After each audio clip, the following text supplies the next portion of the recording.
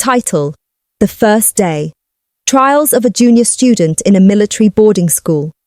As the sun began to rise over the horizon, casting a warm glow across the sprawling campus of the Military Boarding Secondary School, I found myself filled with a mix of excitement and dread. Today was the day I would leave home for what felt like an eternity. Armed with only a backpack filled with a few essentials, I approached the imposing gates of the school, my heart thumping loudly against my ribcage.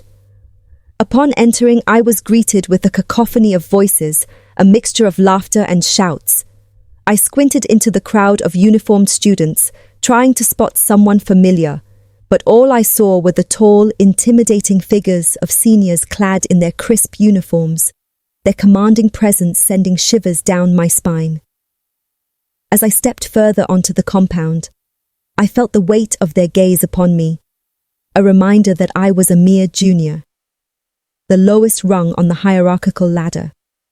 Almost immediately, I was approached by a group of seniors, their expressions a mix of amusement and authority. "Hey, fresh meat," one of them called out, a grin stretching across his face. Before I could react, I felt hands on my arms, pulling me towards a pile of oversized trunks stacked haphazardly on the ground. "You've got to help us with these boxes. Welcome to the school," they jeered, laughter ringing in their voices. With no option but to comply, I reluctantly took hold of one of the boxes, struggling under its weight. My heart sank as I realized this was just the beginning of a long day. The seniors, with their confidence and authority, barked orders at me, directing me to carry their belongings to the hostel. Each step felt heavier than the last, and with every laugh that echoed around me, I felt smaller and smaller, tears threatening to spill over. "Don't cry, Junior. You'll get used to it," one of them mockingly said as they passed by, trotting effortlessly beside me with their own light bags. I wanted to yell, to tell them how much I missed my parents and how desperately I wanted to go back home. But instead, I swallowed hard, biting my lip as I continued to haul the box, feeling utterly alone. Finally, we reached the hostel, a sprawling building that looked more like a fortress than a place of learning. As we entered, I was immediately hit by the smell of mildew and dirt. The common room was filled with furniture in disarray, and the floors were a patchwork of dust and debris. My heart sank further as I realized that this was my new home. The seniors showed no mercy. "Look at this place, it's a pigsty. Junior, you and your friends are responsible for cleaning this up," they commanded, pointing to a corner where weeds and grass had invaded the once pristine floors.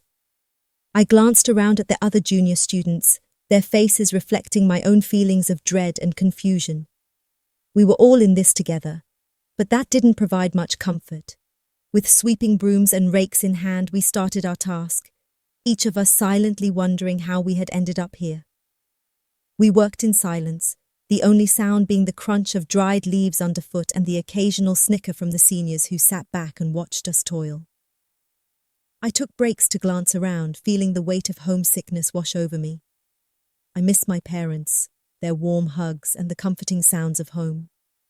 I missed the freedom of being just a kid. As we worked, a few juniors exchanged sympathetic glances, sharing quiet words of encouragement.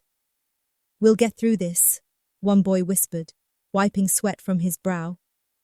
We formed an unspoken bond, united by the shared experience of being the newcomers, the underdogs.